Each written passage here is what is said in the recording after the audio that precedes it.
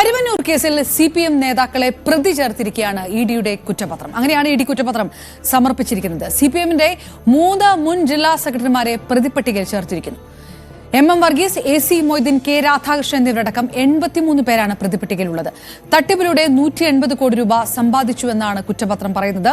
സിപിഎമ്മിനെ പ്രതി ചേർത്തത് തന്നെയാണ് അതിൽ പ്രധാനപ്പെട്ട കാര്യം. നവമി ദിനേശ് ചേരുന്നു. നവമി, മുൻ സിപിഎം ജില്ലാ സെക്രട്ടറിമാർക്കപ്പുറത്തേക്ക് പാർട്ടിയെ തന്നെ പ്രതി ചേർത്തുകൊണ്ടുള്ള കുറ്റപത്രമാണ്. സ്വാഭാവികമായിട്ടും നിലമ്പൂർ തെരഞ്ഞെടുപ്പ് വരുന്ന സാഹചര്യത്തിൽ ഇത് വലിയൊരു രാഷ്ട്രീയ പ്രതിരോധത്തിലേക്ക് സിപിഎമ്മിനെ കൊണ്ടെത്തിക്കുന്ന ഒരു സാഹചര്യം ഉണ്ടാകുന്നു.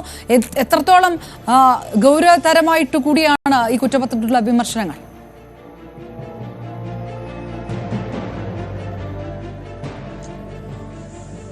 അപർണ, തെരഞ്ഞെടുപ്പ് പടിവാതിക്കൽ എത്തി നിൽക്കെ ഈ ഇഡിയുടെ ഒരു കുറ്റപത്രം സമർപ്പണം, അതിൽ സിപിഎമ്മിനെയും പാർട്ടിയെയും പ്രതിരോധത്തിലാക്കിക്കൊണ്ടുള്ള ഒരു കുറ്റപത്രം സമർപ്പണം, അത് പ്രതിപക്ഷമടക്കമുള്ളവർ വലിയ ആയുധമായി ഉപയോഗിക്കാൻ തന്നെയാണ് സാഹചര്യം. കാരണം നിലമ്പൂർ ഇലക്ഷൻ വരെ എത്തി നിൽക്കുമ്പോൾ വിജയം അനിവാര്യമായതിനാൽ UDF അടക്കമുള്ള UDFിലെ നേതാക്കൾ അടക്കമുള്ളവർ ഈ കരുവന്നൂർ തന്നെ ഉയർത്തിക്കാട്ടി പ്രചാരണം മുന്നോട്ട് കൊണ്ടുപോകുമെന്ന് തന്നെ നമുക്ക് ഉറച്ചു വിശ്വസിക്കാം. കാരണം തുടക്കം മുതൽ തന്നെ ഈ കരുവന്നൂർ ബാങ്ക് തട്ടിപ്പുമായി ബന്ധപ്പെട്ട സിപിഎമ്മും പാർട്ടിയും ഇതിൽ തങ്ങൾക്ക് ബന്ധമില്ല എന്ന് ആവർത്തിച്ചു പറഞ്ഞതാണ്. സിപിഎമ്മിന്റെ തന്നെ ഒരു സംഘത്തെ, ഇതിലെ ചില പ്രതിനിധികളെ ഒക്കെ ഇതിന്റെ ഒരു അന്വേഷണത്തിന് വേണ്ടി പാർട്ടിയായിട്ട് തന്നെ നിയോഗിക്കുകയും ചെയ്തിരുന്നു. അതിലൊക്കെ അവർ പറഞ്ഞതും ബാങ്കുമായി ബന്ധപ്പെട്ട് ചില തട്ടിപ്പുകൾ നടത്തിയിട്ടുണ്ട്, അത് ചില പ്രാദേശിക നേതാക്കൾ അല്ലെങ്കിൽ ബാങ്കുമായി ബന്ധപ്പെട്ട് നിൽക്കുന്നവർ നടത്തിയ തട്ടിപ്പാണ്.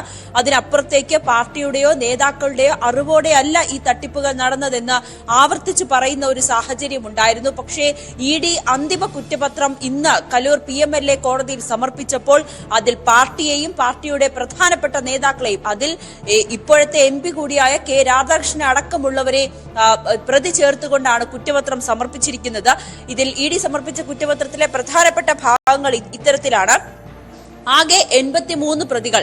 ഇതിൽ ആദ്യ കുറ്റപത്രം സമർപ്പിച്ചപ്പോൾ അതിൽ ബാങ്കുമായി ബന്ധപ്പെട്ട് നിൽക്കുന്ന പ്രാദേശികമായിട്ടുള്ള നേതാക്കൾ മാത്രമായിരുന്നു അതിൽ പ്രതിയായിട്ടുണ്ടായിരുന്നത്. ഇപ്പോൾ പുതുതായി 27 പേരെ കൂടിയാണ് പ്രതി ചേർത്തിരിക്കുന്നത്. ഇതിൽ തട്ടിപ്പ് നടത്തിയത് വഴി പ്രതികൾ സമ്പാദിച്ചത് 180 കോടിയാണ്. പ്രതികളുടെ സ്വത്തുക്കളിൽ നിന്നും ഇഡി കണ്ടുകെട്ടിയത് 128 കോടി. അന്തിമ കുറ്റപത്രത്തിൽ 8 രാഷ്ട്രീയ CPMന്റെ 8 രാഷ്ട്രീയ നേതാക്കളാണ് ഇപ്പോൾ പ്രതിയായിരിക്കുന്നത്. അതിൽ 64ാമത്തെ പ്രതിയായി മധു അമ്പലപ്പുറം വടക്കാഞ്ചേരി കൌൺസിലറാണ്. മറ്റ് 3 പേർ 67ാം പ്രതിയായിട്ടുള്ള AC മൊയ്തീൻ മുൻ മന്ത്രിയാണ്. 68ാം പ്രതി communist party of India Marxist. 69ാം പ്രതി എം വർഗീസ് ജില്ലാ സെക്രട്ടറി ആയിരുന്നു. 70ാം പ്രതി K രാധാകൃഷ്ണൻ MP. ഇവർ 3 പേരും ജില്ലാ സെക്രട്ടറി ആയിരുന്ന സമയത്ത് കരുവന്നൂർ ബാങ്കിന്റെ മറവിൽ തട്ടിപ്പ് നടത്താൻ, കള്ളപ്പണം വെളുപ്പിക്കാൻ ഇവരുടെയൊക്കെ സഹായം ലഭിച്ചിരുന്നു. പാർട്ടി ഒന്നടങ്കം അറിഞ്ഞുകൊണ്ടാണ് കരുവന്നൂർ ബാങ്കിനെ മറയാക്കി ഇത്രയും വലിയ തട്ടിപ്പ് നടത്തിയത്, കള്ളപ്പണം വെളുപ്പിച്ചതെന്ന കണ്ടെത്തലാണ് ഇഡിയുടെ ഭാഗത്തു നിന്നും ഉണ്ടായിരിക്കുന്നത്. മറ്റൊരു കാര്യം, ഇതിൽ തുടക്ക സമയം മുതൽ തന്നെ ചോദ്യം ചെയ്യാൻ വിളിപ്പിച്ച 2 പേർ, അതിൽ MP കൂടിയായിരുന്ന PK ബിജുവിന് ആശ്വസിക്കാം, കേരള ബാങ്ക് പ്രസിഡന്റ് MK കണ്ണനും ആശ്വസിക്കാം.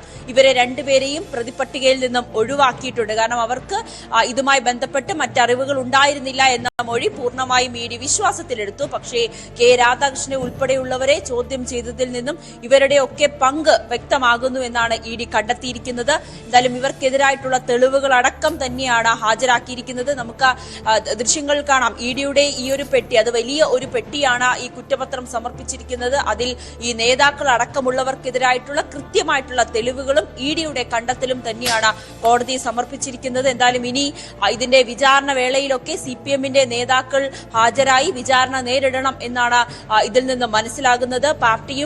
പാർട്ടിയുടെ നേതാക്കളും ഇതിൽ യാതൊരുവിധ പങ്കുമില്ല. ഈ കരുവന്നൂർ ബാങ്ക് തട്ടിപ്പുമായി ബന്ധപ്പെട്ട് നടത്തിയ സംഭവങ്ങളിൽ അത് പ്രാദേശികമായിട്ടുള്ള നേതാക്കൾക്ക് മാത്രമാണ് അറിവ്, അല്ലെങ്കിൽ ബാങ്കുമായി ബന്ധപ്പെട്ട് നിന്നവർ മാത്രം മാത്രമാണ് പ്രതികളെന്ന് തുടക്കത്തിൽ പറഞ്ഞുവെങ്കിൽ പോലും ഇപ്പോൾ ഇവരെ ഒക്കെ പ്രതിയാക്കിക്കൊണ്ട് പ്രധാനപ്പെട്ട നേതാക്കളെ പ്രതിയാക്കിക്കൊണ്ടുള്ള ഒരു കുറ്റപത്രം തന്നെയാണ് കലൂർ കോടതിയിൽ ഇഡി സമർപ്പിച്ചിരിക്കുന്നത്.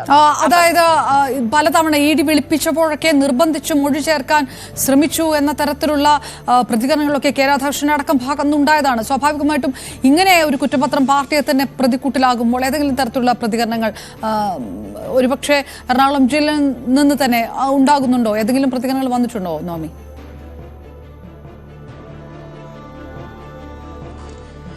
അപർണ, ഈ കരുവന്നൂർ ബാങ്ക് തട്ടിപ്പുമായി ബന്ധപ്പെട്ട് ആദ്യം പോലീസിന്റെ അന്വേഷണത്തിൽ ഈ നേതാക്കളെ ഒന്നും പ്രതികളാക്കിയിരുന്നില്ല. പിന്നീടാണ് ഈ കേസ് ഇഡി അന്വേഷിക്കുന്നത്.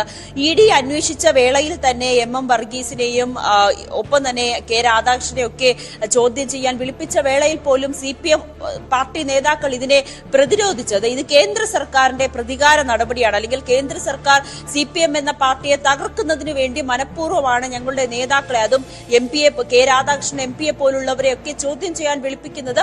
അതിന്റെ ഗൂഢലക്ഷ്യം, അതിന്റെ പിന്നിൽ എന്താണ് ലക്ഷ്യമെന്ന് കൃത്യമായി പാർട്ടിക്ക് അറിയാമെന്ന് ആവർത്തിച്ച് പറയുന്ന സാഹചര്യമാണ്.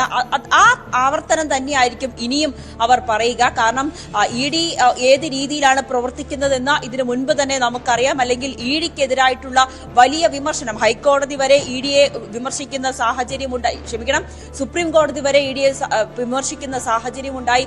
അല്ലെങ്കിൽ മറ്റ് സംസ്ഥാനങ്ങളിൽ ഇഡി എങ്ങനെയാണ് പ്രവർത്തിക്കുന്നത്, കേന്ദ്ര സർക്കാരിന്റെ ഒരു പാവയെ പോലെ ഇഡി പ്രവർത്തിക്കുന്നു എന്ന തരത്തിൽ വലിയ വിമർശനം ഉണ്ടായിരുന്നു. ആ കാര്യം തന്നെയാണ് CPM പാർട്ടിയും ഇവിടെ ഉന്നയിക്കുന്നത്. ഞങ്ങളുടെ നേതാക്കളെ പ്രതിയായി ചേർത്തുകൊണ്ട് പാർട്ടിയെ ഇവിടെ ഒരു പ്രതിരോധത്തിലാക്കുക എന്ന ലക്ഷ്യം തന്നെയാണ് കേന്ദ്ര സർക്കാർ നടത്തുന്നത്. അതിന്റെ ഭാഗമായി തന്നെയാണ് ഇഡി ഇപ്പോൾ സമർപ്പിച്ചിരിക്കുന്ന ഈ റിപ്പോർട്ടും അങ്ങനെ തന്നെയാണ് കാണുക എന്ന് തന്നെയാണ് ഓരോ നേതാക്കളും വ്യക്തമാക്കിക്കൊണ്ടിരിക്കുന്നത്. നേരത്തെ അവരെടുത്ത നിലപാട് അത്തരത്തിൽ തന്നെയാണ്. കെ രാധാകൃഷ്ണൻ ഉൾപ്പെടെ ഈ ചോദ്യം ചെയ്യാൻ പോകുന്ന വേളയിൽ പോലും മാധ്യമങ്ങളോട് പറഞ്ഞത് അത്തരത്തിലാണ്. ഈ കരുവന്നൂർ ബാങ്ക് തട്ടിപ്പുമായി ബന്ധപ്പെട്ട് തനിക്ക് യാതൊരുവിധ അറിവുമില്ല, തന്റെ കയ്യിലിരിക്കുന്ന രേഖകളെല്ലാം തന്നെ കൃത്യമായി ഹാജരാക്കിയിട്ടുണ്ട്, ചോദ്യം ചെയ്യലിൽ എന്തൊക്കെ ചോദിച്ചോ അതിനെല്ലാം കൃത്യമായി ഉത്തരം നൽകിയെന്ന് കൂടി കെ രാധാകൃഷ്ണൻ പറഞ്ഞു മടങ്ങുന്ന സാഹചര്യത്തിലും അദ്ദേഹം ആവർത്തിച്ച് പറഞ്ഞത് ഇത് കേന്ദ്ര സർക്കാരിന്റെ കേന്ദ്ര സർക്കാർ വേട്ടയാടുകയാണ്, കേന്ദ്ര സർക്കാരിന്റെ വേട്ടയാടലിൽ താനുമിരയായി എന്നാണ് കെ രാധാകൃഷ്ണൻ ഈ ചോദ്യം ചെയ്യൽ കഴിഞ്ഞ് മടങ്ങുമ്പോഴും ആവർത്തിച്ചിരിക്കുന്നത്. അത് തന്നെയാണ് പാർട്ടി ഇപ്പോഴും, ആ നിലപാടിൽ തന്നെയാണ് പാർട്ടി ഇപ്പോഴും ഉറച്ചു നിൽക്കുന്നത്. പക്ഷേ ഇലക്ഷൻ അടുത്തിരിക്കുന്ന നിലമ്പൂർ തിരഞ്ഞെടുപ്പ് ഒക്കെ അടുത്തിരിക്കുന്ന സാഹചര്യത്തിൽ പ്രതിപക്ഷം ഇത് കരുവന്നൂർ ബാങ്ക് തട്ടിപ്പ് വലിയൊരു ആയുധമാക്കി തന്നെ മുന്നോട്ട് കൊണ്ടുപോകും. അതായത് ഈ കെ രാധാകൃഷ്ണനെ കേസിൽ സാക്ഷിയാക്കും അങ്ങനെ ഒരു കരുതൽ ഉണ്ടായിരുന്നു. പക്ഷേ ഇതിപ്പോൾ പ്രതി തന്നെ ആക്കിയ ഒരു സാഹചര്യമുണ്ട്. ഇത് നിലമ്പൂരിൽ ഈ വിഷയങ്ങളെല്ലാം ആളിക്കത്തുമെന്നുള്ളത് ഉറപ്പാണ്. UDFന്റെ ഭാഗത്തുനിന്ന് കോൺഗ്രസിന്റെ ഭാഗത്തുനിന്ന് ഏതെങ്കിലും തരത്തിലുള്ള പ്രതികരണങ്ങൾ വരുന്നുണ്ടോ?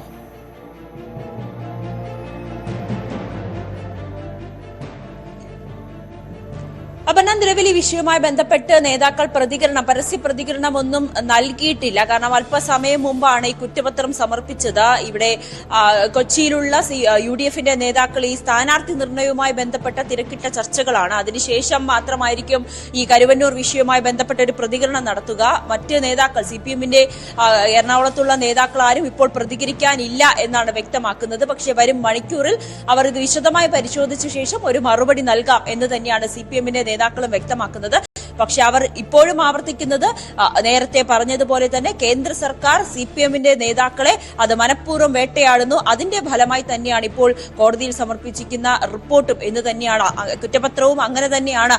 ഇത് പ്രതീക്ഷിച്ചത് തന്നെയാണ്. CPMന്റെ നേതാക്കളെ അല്ലെങ്കിൽ അന്ന് ചോദ്യം ചെയ്യാൻ വിളിപ്പിച്ച നേതാക്കളെ പ്രതികളാക്കുമെന്ന് ഞങ്ങൾക്ക് ഉറപ്പായിരുന്നു എന്ന തരത്തിൽ തന്നെയാണ് CPM പാർട്ടിയിൽ നിന്ന് അടക്കം വരുന്ന റിപ്പോർട്ടുകൾ. പക്ഷേ CPM പാർട്ടിയെ ഉൾപ്പെടെ പ്രതിരോധത്തിലാക്കിക്കൊണ്ടുള്ള ഒരു കുറ്റപത്രം തന്നെയാണ് സമർപ്പിച്ചിരിക്കുന്നത്. അതിൽ പാർട്ടിയെ കൂടി പ്രതി ചേർത്തിരിക്കുന്നു. അതിനർത്ഥം പാർട്ടിക്കും കൃത്യമായി ഈ ബാങ്ക് തട്ടിപ്പുമായി ബന്ധപ്പെട്ട ഈ കള്ളപ്പണം വെളുപ്പിക്കലിൽ വലിയ രീതിയിലുള്ള പങ്കുണ്ടെന്നാണ് ഇഡിയുടെ കണ്ടെത്തൽ.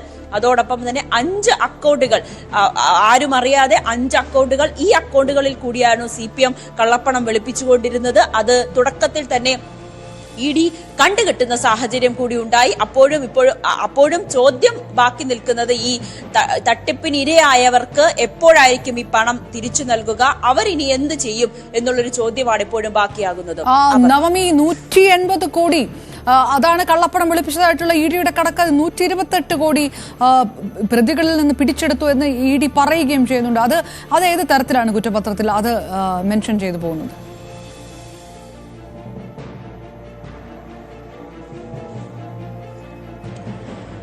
അപർണ, ഇതിൽ തട്ടിപ്പ് നടത്തിയത് വഴി പ്രതികൾ സമ്പാദിച്ചത് 180 കോടി എന്നാണ് ഇ ഡി കണ്ടെത്തിയിരിക്കുന്നത്. അതിൽ പ്രതികളുടെ സ്വത്തുക്കളിൽ നിന്നും ഇ ഡി 128 കോടി കണ്ടെത്തുകയും ചെയ്തിട്ടുണ്ടെന്നാണ് ഇപ്പോൾ സമർപ്പിച്ചിരിക്കുന്ന റിപ്പോർട്ടിൽ പറയുന്നത്. ഇതിൽ ഇനി ഇരയാക്കപ്പെട്ടവർക്ക് ഇതെങ്ങനെ തിരികെ നൽകുമെന്നുള്ളൊരു ചോദ്യമാണ് ബാക്കിയാകുന്നത്. നേരത്തെ ഇതുമായി ബന്ധപ്പെട്ട് ഇ ഡിയുടെ ഒക്കെ ഒരു ഇടപെടൽ ഉണ്ടായിരുന്നു. ഈ ഇരയാക്കപ്പെട്ടവർക്ക് ഈ തുക തിരികെ നൽകുന്നതിന് വേണ്ടിയിട്ടുള്ള ഒരു ശ്രമവും ഇ ഡിയുടെ ഭാഗത്തു നിന്നും ഉണ്ടാകുമെന്നൊക്കെ മറുപടി തുടക്കത്തിൽ നൽകിയിരുന്നു. പക്ഷെ ഇപ്പോഴും അതിൽ ഒരു വ്യക്തത കുറവുണ്ട്. എന്തായാലും 180 കോടി രൂപയാണ് പ്രതികൾ ഈ കള്ളപ്പണം വെളുപ്പിക്കൽ വഴി തട്ടിയെടുത്തത്, സമ്പാദിച്ചതെന്നാണ് ഇ ഡി കണ്ടെത്തിയിരിക്കുന്നത്. 128 കോടിയാണ് പ്രതികളുടെ സ്വത്തുക്കളിൽ നിന്നും ഇത് കണ്ടെത്തുകയും ചെയ്തിട്ടുള്ളത്. അപ്പോഴും ബാക്കി തുക എങ്ങനെ കണ്ടെത്തും, അല്ലെങ്കിൽ ബാക്കി തുക എങ്ങനെയാണ് ചിലവഴിച്ചത്, അല്ലെങ്കിൽ ഏത് രീതിയിലാണ് ഇവർ കള്ളപ്പണം വെളുപ്പിച്ചത്, ഇതിലൊക്കെ കൃത്യമായിട്ടുള്ള രേഖകൾ അല്ലെങ്കിൽ കൃത്യമായിട്ടുള്ള